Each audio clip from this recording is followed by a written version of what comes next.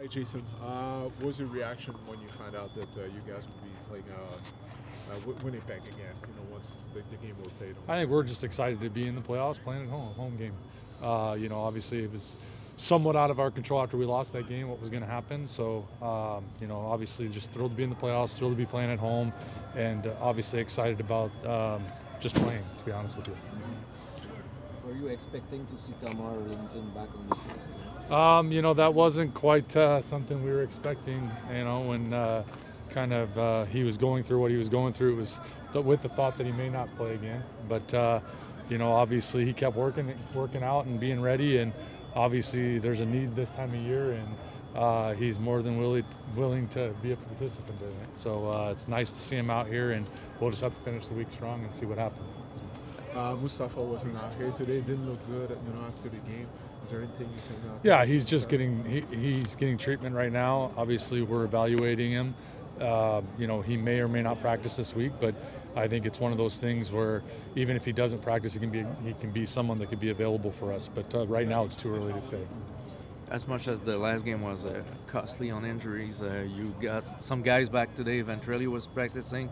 Travis Tice was there as well. So those must be good news after the game you had. Those are great guys to have back in the fold. Obviously, you never like to lose anybody this time of year, and so that's what was the most disappointing part of the game in Winnipeg is, you lose a game, but you lose people in it, and this time of year you don't want to lose anybody. And we've had a rough couple last weeks in Ottawa, losing a couple guys, and then obviously Winnipeg doing the same. So obviously to get anybody back this time of year, you're welcoming it.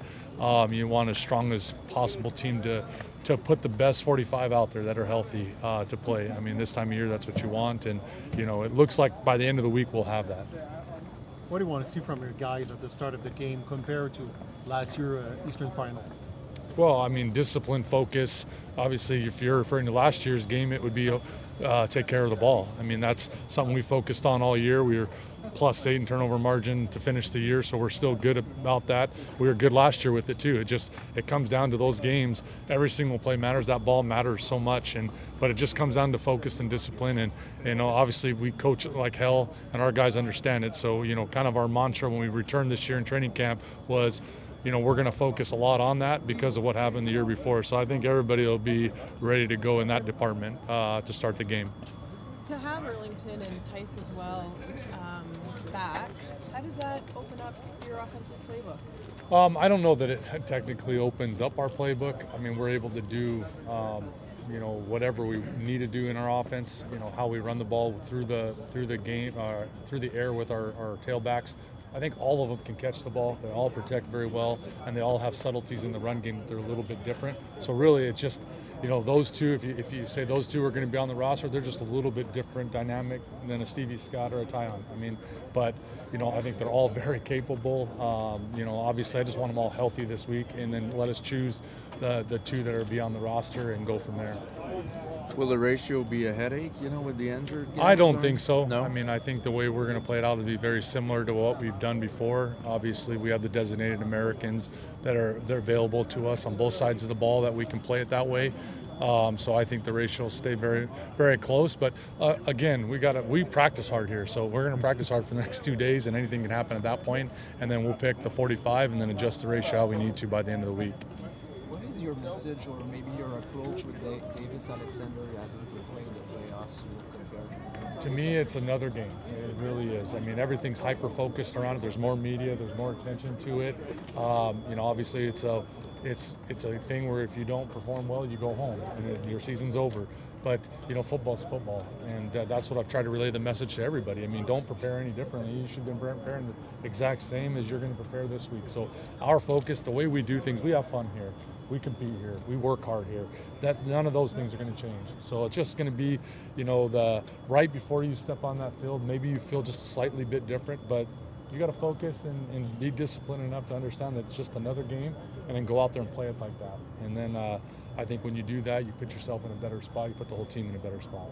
When you were playing and the week leading to your first playoff start, did you feel like it was another game? Did you feel more nervous? Or? No, I mean, I think all the preparation you've played, at that point, he's played a lot of games now this year. It's football's football. It's just no different. But there obviously is going to be some heartbeats that are a bit different right before you head on the field. But the moment you snap that first ball, I mean, the game is the game, and I think he'll control that very well. He's done that from every start I've seen of him. Through his first start as a professional till now. I think he plays the game the right way, prepares the right way. I think he'll be ready. No, well, I fell asleep at like 7:30 last night, and I woke up and it was 3:20. So I missed the Monday night game. I checked the Monday night scores, 28-7. I'm like, oh, it's a bad game.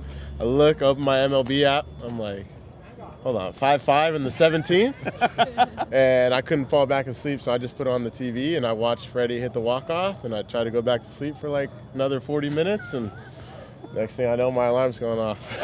So I got to see the good, I shouldn't say, it depends the who. Good ending. Yeah, the good ending. All right. Well, Davis, tell us, you're about to make your first career start in the playoffs. What is the mindset going into the game? How excited are you? Do you feel nervous? If you care to share that with us. Yeah. Mindset is we just got to go and win. It's win or go home at this point. I'm excited. So excited. I haven't played a playoff game since I was in high school. I haven't played a meaningful postseason game since I was in high school. Obviously, I was part of the playoff teams the past 3 years, but I didn't really play. So I'm so excited. I mean, this is what you train for. This is what you work 11 months for. 11 months ago, I was working my tail off. This is what we do it for. I mean, Jason, keeps saying that, it's a game just like any other. That's a mindset that any player needs to have. But the fact is, it's not. Because if you lose, there is no tomorrow. Yeah. You know what I mean? So, what is your attitude going towards that? And you feel nervous about it, excited about it? Yeah, I mean, he is right. It is just a game. It's something that we do, every single week. Obviously, it has more meaning to it because there is no. You can't get that play back and, hey, we'll just learn from it and get to it next week. There is no next week if you don't do what you're supposed to do. But I love it. I mean, put all the pressure on. I don't care. Let's go win the game. And what was your reaction when you found out that you guys were going to play Winnipeg, after the result of the Sask BC game? Yeah. I mean, it was. I think we wanted more than anything to get back at Winnipeg. They beat us last time we played, 19-10, right? We're kind of a team that we feel like we kind of thrive off of, maybe being doubted a little bit, or, maybe they're coming in a little confident after beating us 19-10. Cool, let's do it again. Let's go play at home. You personally haven't seen Winnipeg yet this season.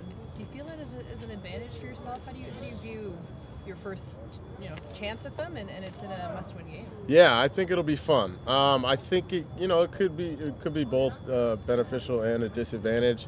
I was happy to be at the game at least and kind of see what they were doing, and just see their attitude, see what they want to come play with. But yeah, I'm excited. I'm sure they're excited too, and let's go best on best.